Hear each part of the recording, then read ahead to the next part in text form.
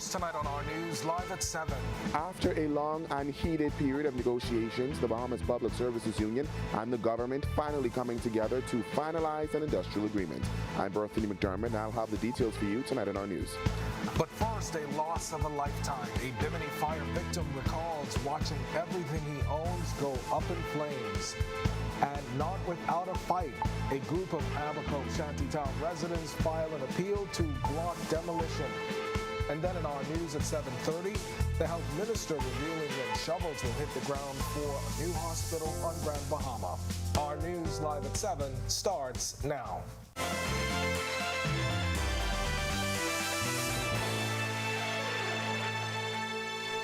Welcome to our news live at 7. Thanks so much for joining us tonight. I'm Candino Knowles. We want to first apologize for our late start tonight due to some technical challenges we're currently working through. We want to thank you for your patience and for staying with us. Now to the news. The Davis administration putting pen to paper with another trade union signing an agreement with the Bahamas Public Services Union. However, Berthany McDermott tells us while the union is pleased, they still have some concerns. After months of contentious negotiations, the government and the Bahamas Public Services Union finalizing a $40 million industrial agreement today. According to State Public Service Minister Pierre Glover-Roll, the agreement is retroactive to July 2022 and is valid until 2025. I'm sure Mr. Ferguson and his team will advise.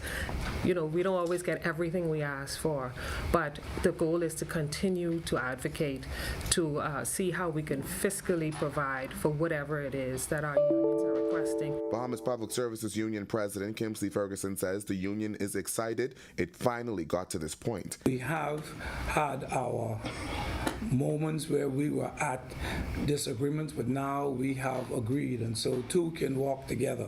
But the road to this point wasn't always easy. In December, union heads gathered outside Parliament looking to get answers. Last week, Ferguson said he wasn't satisfied with the contents of this agreement. Glover-Roll explains employees will get salary increases going from $11,450 to $13,520 per year in incremental payments. Shift workers will also receive a shift premium. A disturbance allowance was increased from $1,200 to $1,500 per year, and a transport allowance was increased from $250 to $300 per month. There were other allowances and mileages. Another great caveat was the Royal Bahamas Police Force, Defense Force, and the Bahamas Departments of Corrections received an increase in pay from $18,000 per annum. Now, despite both sides coming together to finalize this industrial agreement, Ferguson says the union still has some concerns. There were some issues and concerns that we did have where we had indicated that there were persons who were qualified based on the standards that we do have in the industrial agreement for hazard allowance. Reporting for Our News, I'm Berthany McDermott. All right, thanks a lot, Berthany. And days after eviction notices were placed on over 200 homes in Abaco Shantytown, a group of residents have filed an appeal. The group is seeking a declaration that Supreme Court Justice Cheryl Grant Thompson's ruling, which allows government to continue with Shantytown demolition, is illegal, void, and of no effect. Respect Our Homes Limited and 177 residents filed a Court of Appeal motion on March 10th, a month after the Supreme Court ruling, which states their constitutional rights were not violated when government issued notices to vacate the land. The legal team is led by human rights attorney Frederick Smith, KC. Last week, government issued 260 eviction notices. Immigration Minister Keith Bell later revealing the occupants of the homes have 28 days to vacate the property before action is taken. This is a story that we are continuing to follow. And a 40-year-old man accused of raping a hitchhiker is behind bars after prosecutors say Kennedy Ingram sexually assaulted a 33-year-old woman on March 20th. The Coral Harbor resident allegedly offered the woman a ride as she walked along Carmichael Road.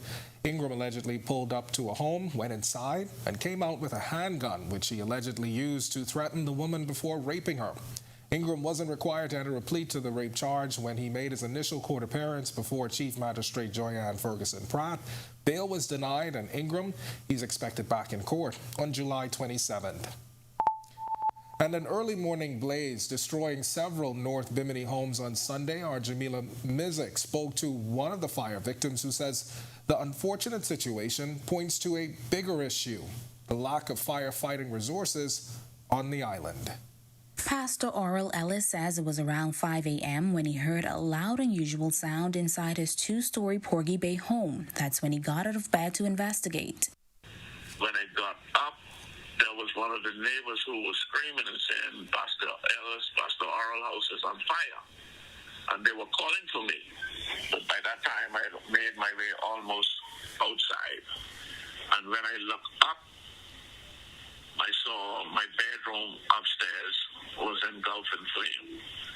So the only thing I had a chance to do was to go back into the bedroom. I picked up my glasses, my phone, my wallet, and I was out the door. He says that's when he came to the realization that the place he called home for decades was completely gone. But the flames did not stop there. Wind spread the blaze to 4 other buildings, leaving some gutted and others damaged. There were several young men who were trying to put the fire out with just a garden hose. And in my view, had we had some kind of a firefighting equipment available, we would have just lost my house. But where was the firefighting equipment? Ellis says visitors donated a fire engine to Bimini following another fire on the island. Prime Minister Philip Davis, along with Social Services Minister and Area MP Obi Wilchcombe and Health Minister Dr. Michael Darville, mobilized to the island, offering their support to the families affected. I believe that the government had secured places for all of us to have slept last night. And I'm told that this will be for at least a week. Reporting for Our News, I'm Jamila Missick. All right, thanks a lot, Jamila. Well, a GoFundMe account has been set up for Pastor Oral and his wife, Grace Ellis, who, as you heard in that report, lost everything. To learn more about how you can help, visit ournews.bs. Much more to get to in a moment, but for now, it's time for your first look at temperatures across the islands. And meteorologist Greg Thompson, he's in the Weather Center with your latest look. Greg? Yes, thanks, Kenduna, and a happy Monday evening, everybody. A warm evening outside our studios right now. Temperatures in the 80s, 81 degrees under mostly clear skies. Your winds out of the south-southeast at 12 miles per hour, and your feels-like temperature is at 80. Temperatures around the islands tonight right now, it is 79 in Freeport as well as in Marsh Harbor, Abaco, 80 in Allenstown, Bimini, Nicholstown, Andros, Great Abiquiu, 81, 79 in Governors Harbor, across in the central Bahamas, 80s in most locations, exception being Arthurstown, you're 79, 78 in Coburn Town, San Salvador, southeast Bahamas, 80 in Duncantown, Ragged Island, as well as in Delectable Bay, Abrams Bay, 79 in Colonel Hill, Crooked Island, 81 in Providenciales, and Matthewtown, Inagua. You guys are 81 at this hour as well. High pressure in charge. We have some high-level clouds moving across the area, but not producing any rainfall. But that high pressure is going to continue to keep us very warm through tomorrow, and it's going to eventually slide out. That will pave the way for frontal boundary we expect to get in here sometime by Wednesday into Thursday. That's your first check on weather. Stick with us. A look at your extended forecast is still here. Thanks, Greg. And still to come on our news, our Jamila Mizik speaks with a Bimini fire victim who lost everything in Sunday's fire. Plus, Prime Minister defending government borrowing to build a new airport in his constituency. And does it seem like roadworks are constantly going on in certain parts of New Providence? The experts reveal how they determine where workers go next. It's all coming up when our news returns. It's your thing. Do what you want to do. It's your thing. Do what you want to do. It's your thing.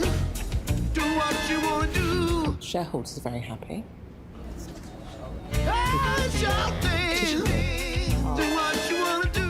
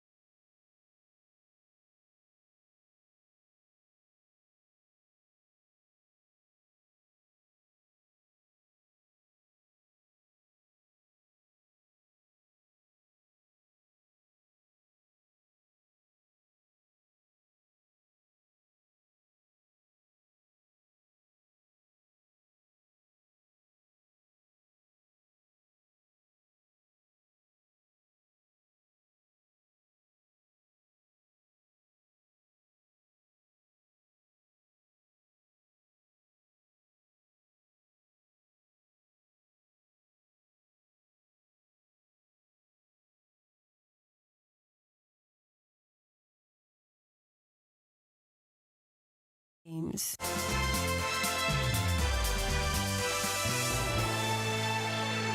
This segment of the news is brought to you by H.G. Christie. List your home in Grand Bahama with H.G. Christie. Visit our new office in the Port Lakaya Marketplace. H.G. Christie, celebrating over 100 years of service. If your commute takes you near the roundabout at West Atlantic Drive in Freeport, Grand Bahama, well, that commute just receiving an upgrade. The roundabout that's located in the area commonly known as the back of town now features stingrays. During an unveiling ceremony over the weekend, chairperson of the Keep Grand Bahama Clean Committee, Nikira Wilchcombe, saying this effort will continue throughout the city. We want our children to enjoy these images, some of them who may never, swim with stingrays, and we want them to see these creatures and live things in our environment, in our natural environment. And so today it's a pleasure to see the unveiling of these species. Artist Jackie Boss says the artwork is made out of concrete, adding that the largest sculpture took her 300 hours to complete. As for the smaller pieces, some 6 to 8 weeks.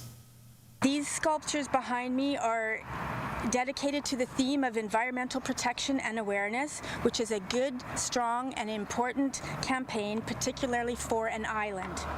I would like the community of Freeport, and in fact throughout Grand Bahama and the country of the Bahamas, to view these artworks as a gift to the community.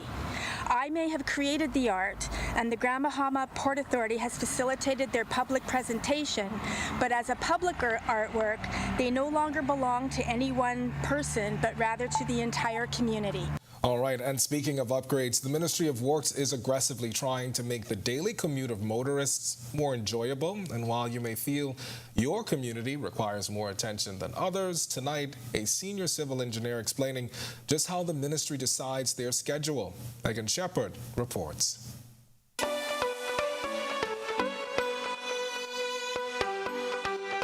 Senior civil engineer in the Ministry of Works, Francis Clark, explaining the island of New Providence has over 800 miles of roads, some of which were paved over 50 or 60 years ago.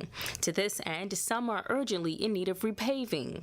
Roads that are scheduled to be paved within this year and very shortly include East Street South, Blue Hill Road, and some residential areas like Bougainvillea Boulevard, Lincoln Boulevard, and Palm Beach Street. He says the ministry now paves local roads using international standards, which is expected to increase their lifespan up to 20 years. He explains how the roads are selected.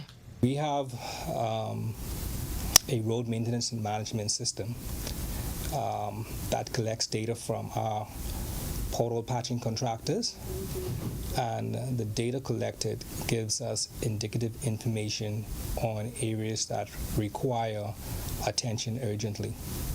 You may recall that Gladstone Road was scheduled for a full reconstruction, but work has been halted. Clark details why.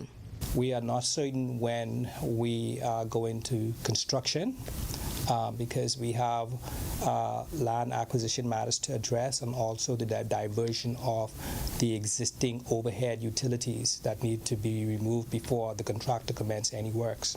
For Work in Progress for Our News, I'm When our Megan news Shepard. comes back from the break, we turn our spotlight to stories making headlines across the world as Cubans head to the polls. Plus, we'll tell you why this day in 1941 was so special for the Nassau rugby team. Stay with us.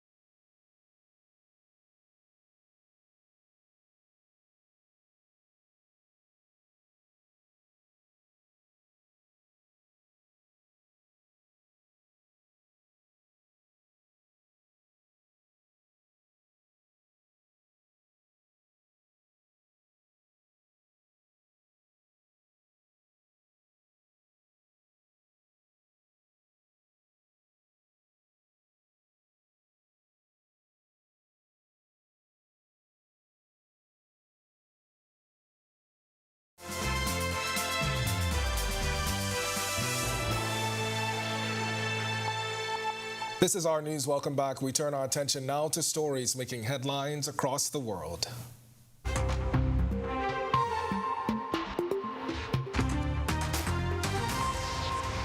Police describing the details of a Nashville school shooting on Monday that left 3 children and 3 adults and the shooter dead.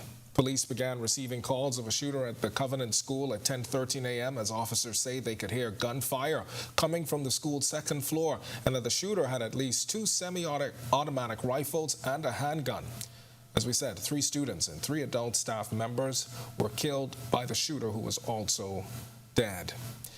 Britain's Prince Harry arriving at London's High Court on Monday for a hearing against the publisher of the Daily Mail newspaper over alleged phone tapping and other breaches of privacy. Harry, the younger son of King Charles, has brought a lawsuit against Associated Newspapers alongside other famous figures, including singer Elton John. The 7 claimants launching the action last year, but legal restrictions requested by the newspaper group mean specific details of their allegations have not so far been made public. At least 16 people were killed when a landslide triggered by heavy rains hit Ecuador's Andean region. The country's risk agency said on Monday a large amount of earth swept down, affecting some 500 people and 163 houses. Heavy rains have destroyed roads, bridges, and other infrastructure across Ecuador. President Guillermo Lasso earlier this month declared a state of emergency in the 14 provinces worst hit by the severe weather and strong earthquake. And finally, Cubans voting Sunday in National Assembly elections. With 470 candidates running for the legislature's 470 seats and no opposition challengers, the election's outcome is a foregone conclusion. Critics say voters essentially will do no more than endorse a slate of candidates vetted by Communist Party officials. What observers will be watching is whether a trend in declining voter participation continues as Cuba's government struggles to turn around deteriorating economic conditions and a migratory crisis. Still to come in our news, today in history, find out interesting facts about the day that was March 27th and weird weather in Grand Bahama on this day in 2019. Greg is back with your extended weather forecast, and then also in our news at 7:30, is trouble brewing for industrial relations between the Public Service Union? The story when our news returns.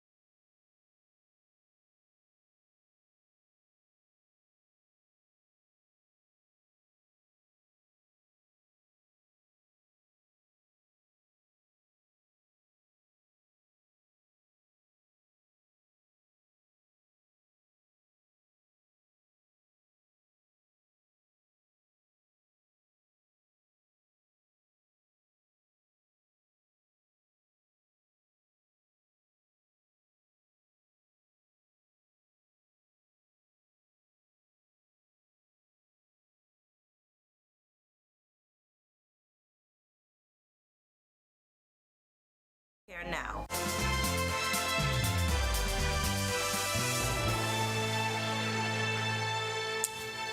Welcome back to our news, and thanks so much for staying with us. It's time now to turn our spotlight on events that shaped the day that was March 27th. Take a look.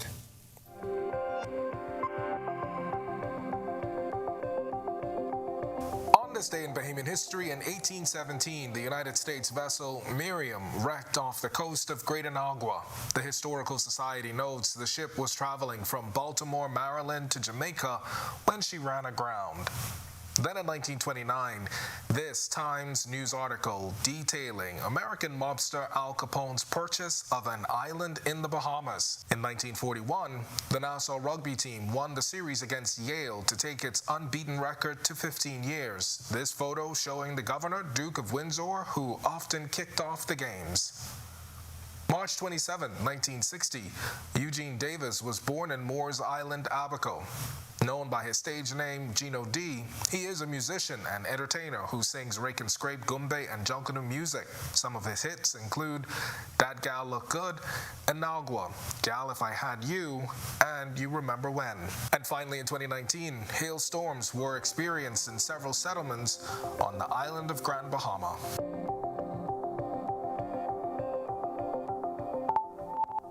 All right, to watch that historical recap again, be sure and visit ournews.bs. You'll find all of today's top stories there as well. That does it for us in News at 7. Joining us now is Italia Hall. She's got the latest headlines. Italia? Yes, Ken, thanks so much. Well, the health minister says help is on the way after a fire in Bimini.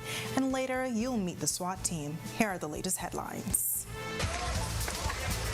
Help is on the way. New tonight on Our News Live at 7:30. A commitment to assist those who lost everything as a fire ripped through a North Bimini community on Sunday. I'm Jasmine Brown, and I get a close-up look at the Royal Bahamas Police Force's SWAT unit. That story coming up.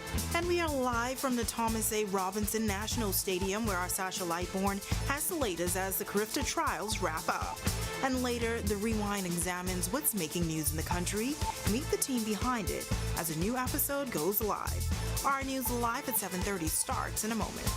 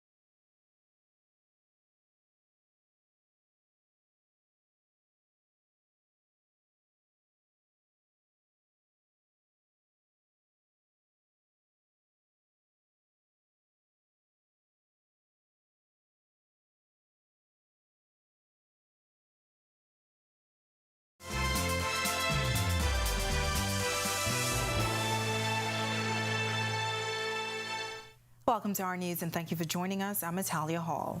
The devastating fire in Bimini that's left 12 homeless has brought the Inequality Family Island Emergency Services back to the forefront. Tonight, Health Minister Dr. Michael Darville is weighing in. Minister of Health and Wellness Dr. Michael Darville offering an update on what's happening in Bimini after a fire gutted several homes and leaving half a dozen people homeless over the weekend. We had an opportunity to speak with the families who were directly affected as a result of the fire, and we toured the facility. The Prime Minister and all the relative ministers who need to bring support to the residents of Bimini, we have already been instructed with our mandates, and that is going on as we speak. One of the largest issues rising to the forefront after the tragedy is the lack of emergency services on the island. While fire services don't come under the health minister's portfolio, he says efforts are being made to improve the healthcare services on the island. I also had an opportunity to tour the clinic in Bimini at Baileytown, and I'm pleased to report that this week we will finally award the contract for the remedial work at that particular facility that has been affected by the tropical depression and heavy rains that came that way a few weeks ago. And the health minister says the PHA Academy is key in moving away from the Nassau-centric healthcare system that has been our standard for decades. We made it very clear that we are about to put in the Family Islands emergency medical technicians, and this is our first cohort. As you can see, some of the graduates are from Eleuthera, some are from Andros, some may be in Grand Bahama, but there's still a lot more islands that are not represented, and the managing director and the PHA Academy will be bringing on some additional training throughout the Family Islands. Reporting for Our News, I'm Marlena Leonard. All right, thanks, Marlena. Well, the Bahamas Public Services Union is threatening industrial action, this time at the Public Hospitals Authority. Union President Kimsley Ferguson says employees there are still waiting for payouts negotiated in the recent industrial agreement. Ferguson says that agreement is valued at about $10 million. We cannot assure the Public Hospitals Authority or the government of Bahamas, for that fact, that there won't be some form of industrial action if we are unable to get a definitive response on when those payments would be made.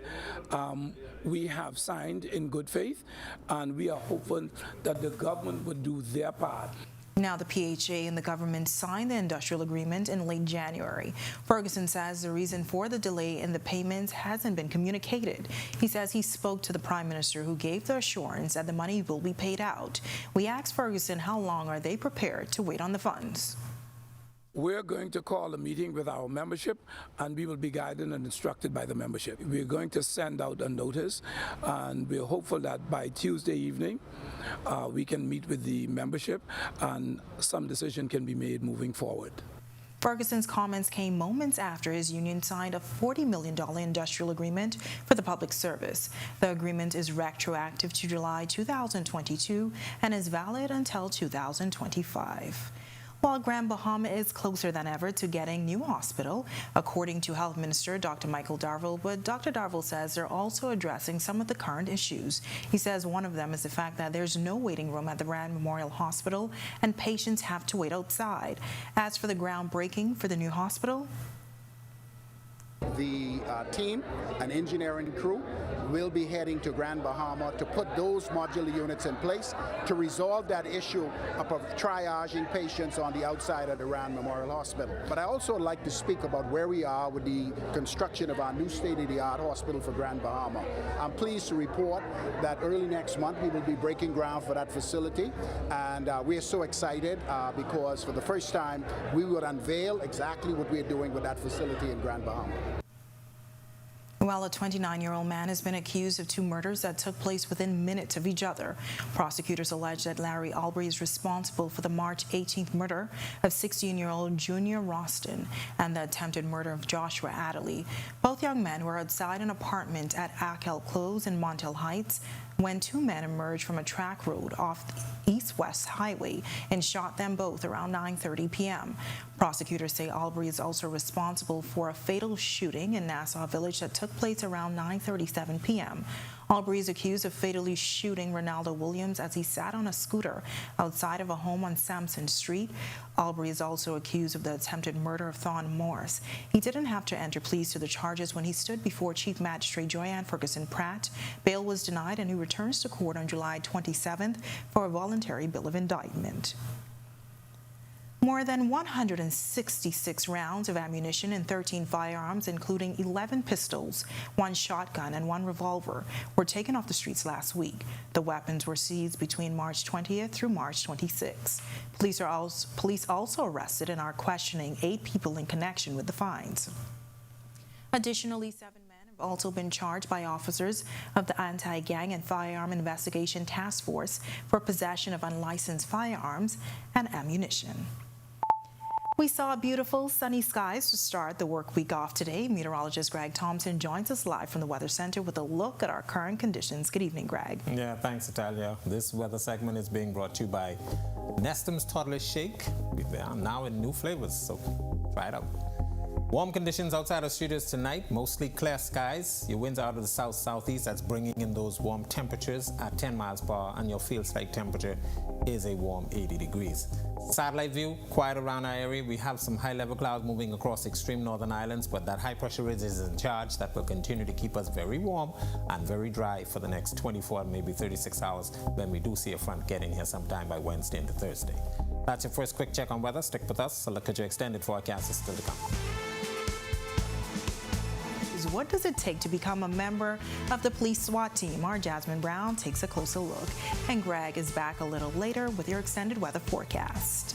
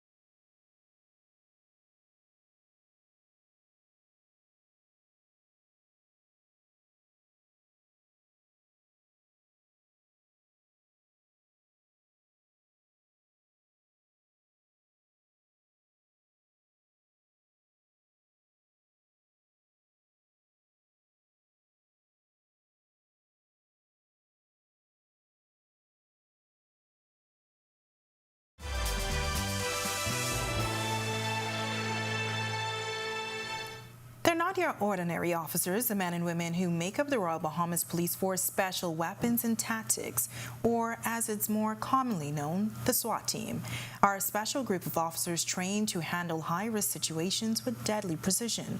In this week's Police Month feature, our Jasmine Brown gets an inside look at how they train.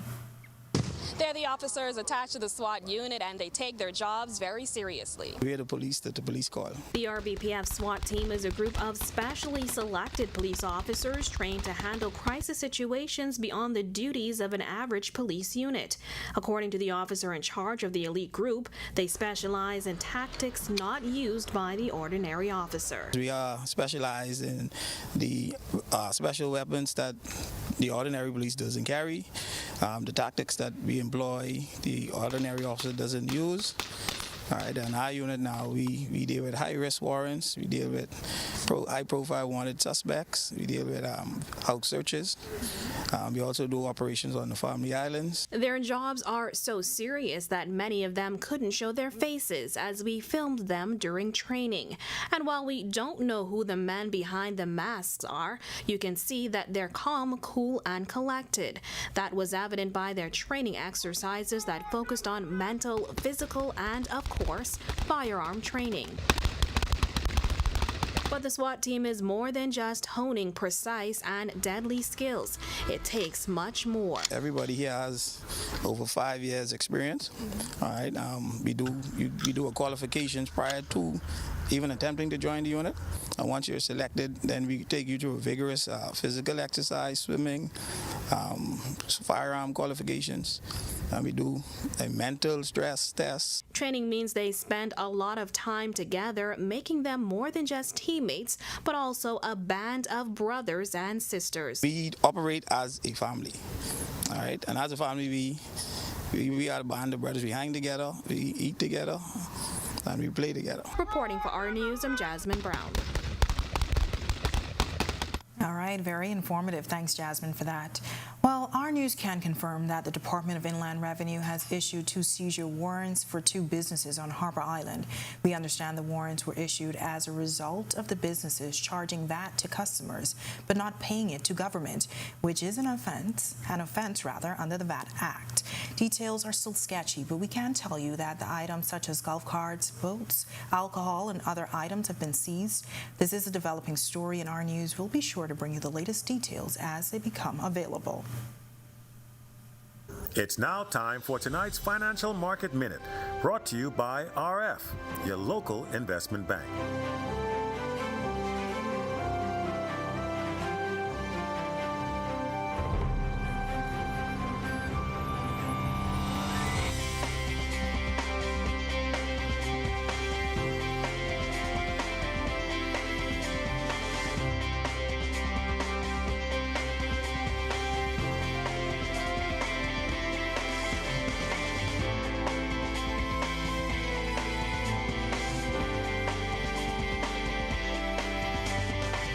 This has been your Financial Market Minute. To explore the best performing mutual funds in the Bahamas, visit our website at www.rfgroup.com. When Our News comes back from the break, we take a look at Carifta Trials action over the weekend. Coming up in sports tonight, why officiating and stadium prep is key to the 50th edition of the Carifta Games. I'm Sasha Lightborn, and that's all coming up tonight in sports. Plus, what's your favorite way to get your news? You can now get Our News in podcast form. We have the details when Our News returns.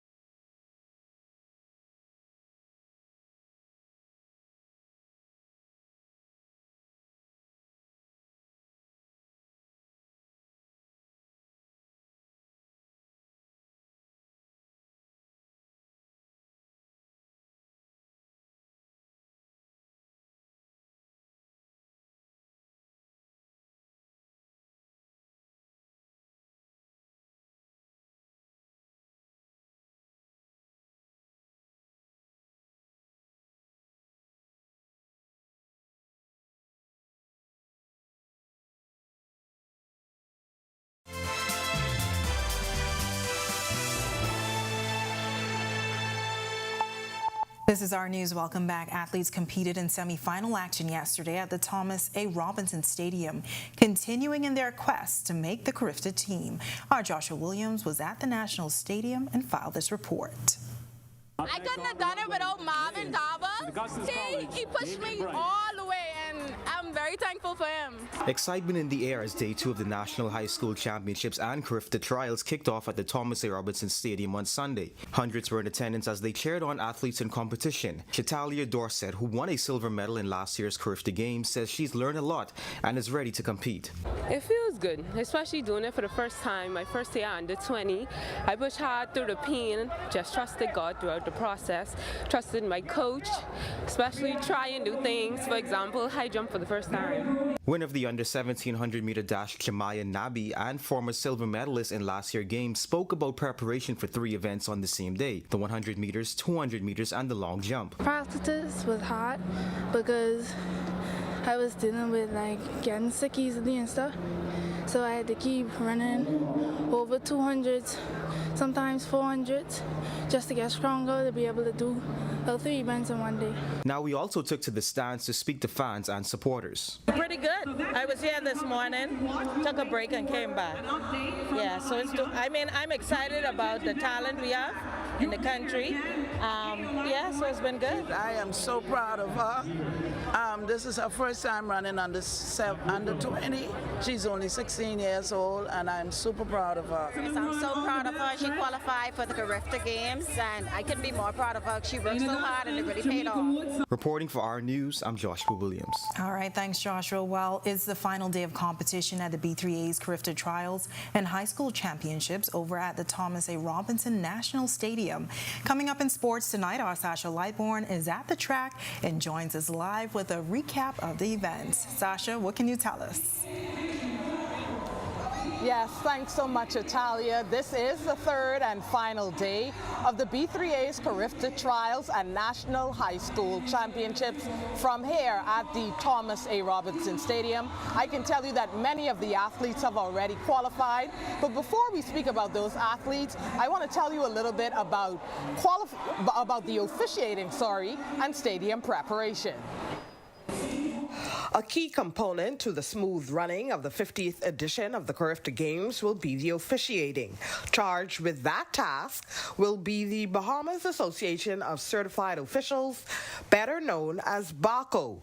They use this weekend's trials as a test run for the Carifta Games set for the Easter weekend. And according to BACO's Assistant Secretary Maybelline Miller, things went extremely well. We had some of our officials came in from the Family Islands, and I think we have more than enough officials now that can officiate in any area on the track and on the field. So I think we're prepared, we're ready. For the most part, the meet ran on schedule, due in part to the work of BACO officials. So everything seems to be running according to time. The 100 meter semis went a little bit ahead of time, but since then everything has been on schedule and everything is running according to time. Now, as for the overall look and feel, President of the B3A's, Dramico Archer, says, I think that there's more lipstick to go on the facility. It's still a work in progress. But as it relates to a legacy of the games, we have an almost brand new track at the Old Tower. We have a refurbished track here, and we will have a replacement moving into the World Relays within a year. So I'm really, really happy about the investment in sport, and particularly track and field at this juncture. And the team itself? I think we'll have a very healthy and full team. The performances today have demonstrated that the team has prepared well for this competition, and I'm excited about where we are. Now, Italia, what I can tell you is that the Team Bahamas will be announced tomorrow at 6:30 p.m. in a press conference right from here at the Thomas A. Robinson Stadium. As you can hear behind me, the heartbeat of this meet is now ongoing with the 4x1 relays just getting underway with the undergirls 14 4x1 meter relays. Back to you in studio, Italia. All right, looks like a great crowd. It's great to see Bahamians come out and support our athletes. Thanks so much, Sasha. That's our Sasha Lightbourne for us live tonight from the Thomas A. Robinson National Stadium. Still ahead on Our News Tonight, we go behind the scenes on the Our News podcast to keep the conversation going. Plus, what kind of weather can we expect this week? Well, Greg is back with your extended weather forecast right after this break. Stay with us. How is your day going? In a word, busy.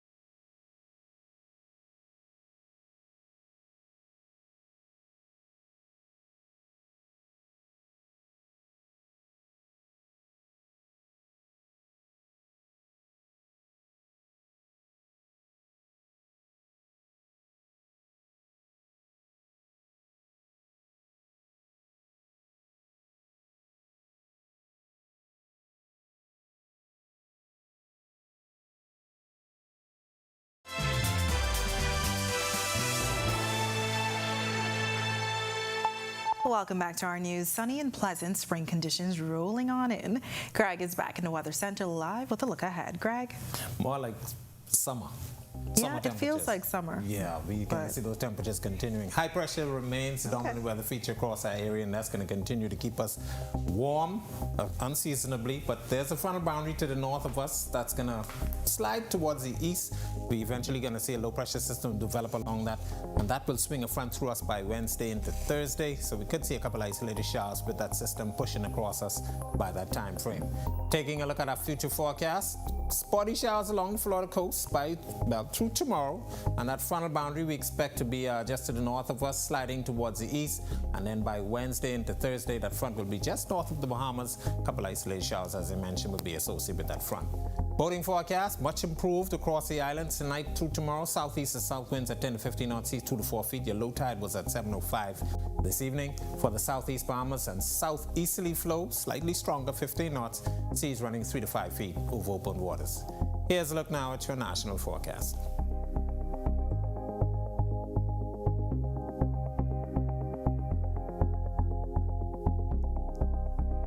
In your extended forecast, sunny and pleasant conditions continuing. That frontal boundary will clip us by Wednesday to Thursday. Not much of a temperature change. Those temperatures will stay in the 80s, and we can see some very warm temperatures through the rest of the week. That is extremely hot. That's extremely hot, Greg. I'm hoping for some cooler temperatures. Well, our very own digital team here at Our News has produced several episodes of its podcast dubbed The Rewind. The show seeks to discuss and inform the public about national issues, but in a non-traditional and conversational way. The Rewind's producer, Ricky Barry, explains. So the podcast actually was a baby that was birthed through the digital team. So we always wanted to do something creative, not just give the news in one way, but give it in a way that we could access those people who really aren't worried about the news, but still want to know what's happening in the Bahamas. So between Janae, Jasmine, and I, and Christina, and everybody on the digital team, we figured that the podcast was going to be the best way to get that information out to the youth. Hosts for the show, Jasmine and Janae, sharing that the podcast gives them a chance to share their talents and abilities. I 100% love what the podcast is, and for me it's so freeing to be able to do something like the podcast because, you know, working for news, it's a bit more structured and restricted, but with the podcast we can really show our creative side as creatives. And we also get this opportunity to show our talent, you know, show the fact that we can hold conversation, you know, we do research, we do planning, all of this what it takes to make this show a show, and it's just fun. All right, well done, ladies. And you can catch episodes of The Rewind on the Our News Bahamas YouTube channel. The newest episode is available now. Be sure and check it out. And with that, we thank you for joining us for Our News tonight. On behalf of the entire team, I'm Natalia Hall. We'll see you tomorrow night. Have a great evening.